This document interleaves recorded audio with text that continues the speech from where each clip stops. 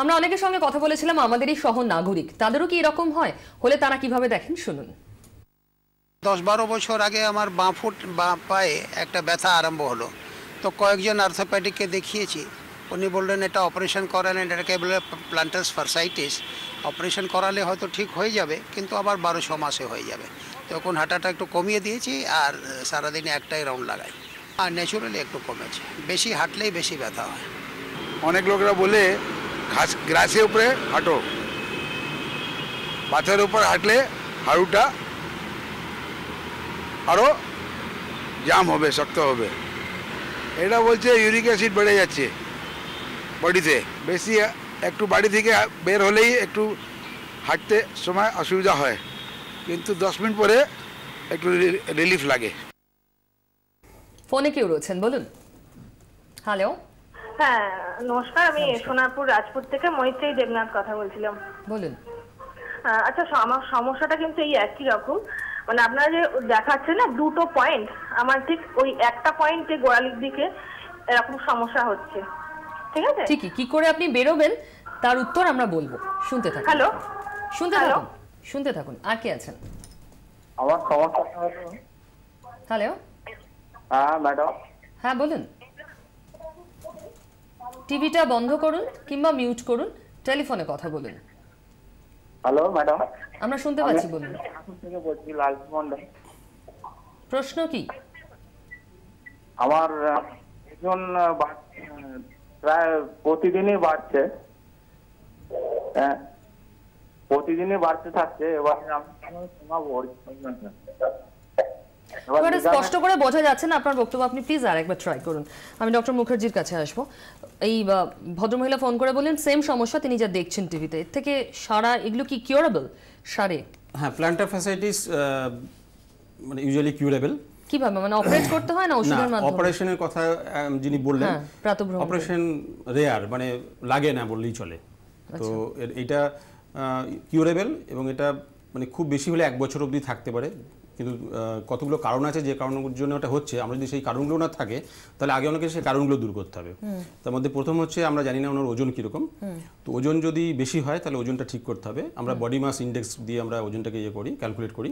তো 25-এর মধ্যে থাকলে ভালো, 28 পেরিয়ে গেলে কিন্তু সমস্যা হওয়ার খুব চান্স। মানে সেটা কোথাও ক্লিনিকে গিয়ে চেক করাতে হবে?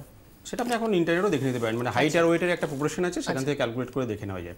এটা 1 নম্বর। 2 নম্বর হচ্ছে যে ওনার জুতোর কী ব্যবহার করেন সেটা জানি না। যদি হাই হিল পরেন বা খুব শক্ত জুতো পরে অনেকক্ষণ দাঁড়িয়ে থাকেন তাহলে হতে পারে।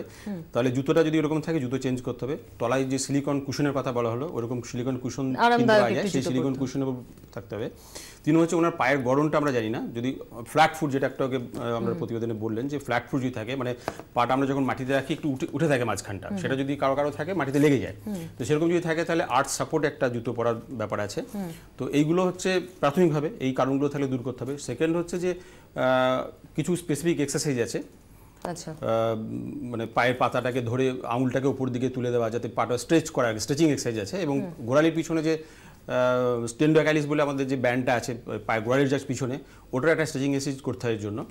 এই দুটো করতে হবে। যদি এই সমস্ত কিছু ওষুধ আমরা প্রাথমিকভাবে দিয়ে থাকি কয়েকদিনের জন্য, যেগুলো ব্যথা কমানো ওষুধই বলতে পারেন, যেগুলো অ্যান্টি ইনফ্ল্যামেটরি হিসেবে কাজ করে, যে প্রদাহটা কমিয়ে দেবে। এরপরে কিছু থেরাপি আছে, সেগুলো চেষ্টা করতে পারে। আর এগুলোতেও যদি না কমে তাহলে সেটাও খুব বেশি লাগে না, আমরা একটা ইনজেকশন দিই ওই যেখানে প্রদাহটা হচ্ছে ওখানে। একজন ডক্টরের পরামর্শ নিয়ে এগুলো করলে খুব দ্রুত, সেটা তো সবথেকে ভালো হয়, যে কারণ ওনার কারণ কি আছে এবং ওনাকে বুঝিয়ে দেওয়া। টেলিফোনে আর কেউ রয়েছেন, এটি শুনানি। বলুন। হ্যালো। হ্যাঁ হ্যাঁ, আমি বাঁকুড়া থেকে সুমনা রায় বলছি। বলুন। হ্যাঁ, আমার বয়স 25+, হ্যাঁ, কিন্তু আমার পায়ে খুব ব্যথা, হাঁটু থেকে গোড়ালি অবধি, আর ইউরিক অ্যাসিডও বেড়ে যাচ্ছে। ইউরিক অ্যাসিড আছে? হ্যাঁ হ্যাঁ। শুনতে থাকুন আপনি। আর কেউ রয়েছেন? হ্যালো। হ্যাঁ বলুন। বলছিলাম আমার তো কোমরে ব্যথা থাকে, গোড়ালিতেও ব্যথা হয়। তো আমার ডাক্তার দেখানোর পরে আমার একটা টেস্ট হয়েছিল HLA-B27। হ্যালো। হ্যালো। হ্যাঁ বলুন। HLA-B27 আমার পজিটিভ, তো এটা কি গোড়ালিতেও এফেক্ট হবে?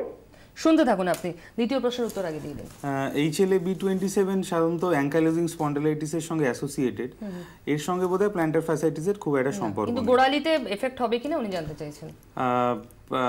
আসলে অ্যাঙ্কাইলোজিং স্পন্ডিলাইটিসে সারা শরীরই স্টিফ হয়ে যায়, তো সেক্ষেত্রে হয়তো এক্সেসিভ প্রেশার পড়ার জন্য, গোড়ালিতে পড়ার জন্য হতে পারে। আচ্ছা, মানে আপনি একজন চিকিৎসকের পরামর্শ নিন ইমিডিয়েটলি, সেটাই বলা হবে। আর একজন মহিলা ফোন করে বলছেন তার ইউরিক অ্যাসিড রয়েছে, গোড়ালিতেও ব্যথা হয়। আমি বলবো, আমরা যেটা আলোচনা করছি সেটা হচ্ছে প্রথমে উচিত আমাদের যে ওনার ওজন কেমন আর কি, ওয়েট রিডাকশনটা খুব দরকার, ওজন কমানো দরকার। তারপরে আমাদের ওজনের একটু যদি সঠিক ধারণাটা দেন, ধরুন যার 5 ফুট হাইট, তার কি রকম ওজন হওয়া উচিত?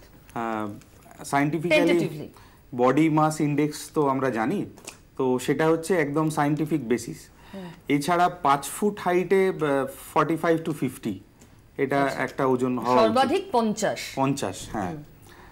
এর স্কেল পাওয়া যায়, ইন্টারনেটে অ্যাভেলেবেল বা অন্য বইয়েও পাওয়া যায়। তো ওজনটা কমানো খুব ইম্পর্টেন্ট। সেকেন্ড হচ্ছে আমরা অনেক সময় হয় কি, ওজন কমানোর জন্য আমরা বিভিন্ন রকম এক্সারসাইজ করি, যেমন কেউ জগিং করলো বা স্কিপিং করলো, লাফদড়ি লাফালো, তো এর থেকে কিন্তু মাইক্রো টিয়ার হতে পারে, সেখান থেকে প্ল্যান্টার ফ্যাসাইটিস হতে পারে, গোড়ালিতে ইনজুরি হতে পারে। তো আমি বলবো যে এই ধরনের এক্সারসাইজ না করে ওয়েট রিডাকশনের জন্য সাইক্লিং বা সুইমিং করা, অনেক হাঁটা যেতে পারে উইথ খুব ভালো জুতো পরে। আচ্ছা, যাতে পায়ের গোড়ালি, মানে আমি একটা কথাই বলবো যে ফ্যাশন যত ইম্পর্টেন্ট হোক না কেন, জামা কাপড় হচ্ছে আমার মনে হয় জুতোতে অনেক বেশি খরচ করা উচিত, যাতে কিনা আমাদের পাটা অন্তত যার উপরে আমরা চলে ফিরে বেড়াচ্ছি সেটা যাতে সুস্থ থাকে, এবং কোয়ালিটি অন্তত দেখে নেওয়া উচিত। কোয়ালিটি অন্তত কোনো ব্র্যান্ড নয়, আপনি দেখে নিন যে গোড়ালির কাছটা জুতোটা কেমন নরম, কুশন আছে কিনা। যদি কুশন না থাকে তাহলে সিলিকন হিল দিয়ে আপনি পরতে পারেন। ঠিকই। অনেক ক্ষেত্রে দেখা যায় যে অন্য কোনো কারণে হয়তো হচ্ছে, লোকে বুঝতে পারছে না যেটা বাত থেকে হচ্ছে ব্যথাটা, না এই সমস্যা হচ্ছে নাকি অন্য কিছু হচ্ছে। আইডেন্টিফিকেশনের কোনো মার্ক আছে? সেটা আমি বলবো নিজে আইডেন্টিফাই করার চেষ্টা না করে কোনো অভিজ্ঞ চিকিৎসকের কাছে যাওয়া উচিত, কারণ অ্যাঙ্কেল জয়েন্টটা, আমাদের গোড়ালিটা একটা কমপ্লেক্স জয়েন্ট, এখানে অনেকগুলো বোনস আছে, অনেকগুলো জয়েন্টস আছে, এবং এর অনেক কারণও থাকতে পারে ব্যথার। তার মধ্যে আমি যেটা বললাম যে রিমাটয়েড আর্থ্রাইটিস একটা অন্যতম কারণ। রিমাটয়েড আর্থ্রাইটিস যেমন যেটা হয় যে সকালবেলায় একটা অনেকক্ষণ ধরে, ধরুন 1 ঘন্টা 2 ঘন্টা ধরে একটা স্টিফনেস কাজ করে, এবং যেটা হাঁটা চলাতেও কমে না সহজে, এটা খুব ইম্পর্টেন্ট। সুতরাং নেচার দেখলে আপনিও নিজে খানিকটা আন্দাজ করতে পারবেন যে বাতের ব্যথা হচ্ছে নাকি প্ল্যান্টার ফ্যাসাইটিস হচ্ছে। যদি অল্প হাঁটা চলার পরই কমে যায় তাহলে অবশ্যই প্ল্যান্টার ফ্যাসাইটিস, তবে যে কোনো ক্ষেত্রে চিকিৎসকের পরামর্শ নিন। সুস্থ থাকুন, দেখতে থাকুন 24 ঘন্টা।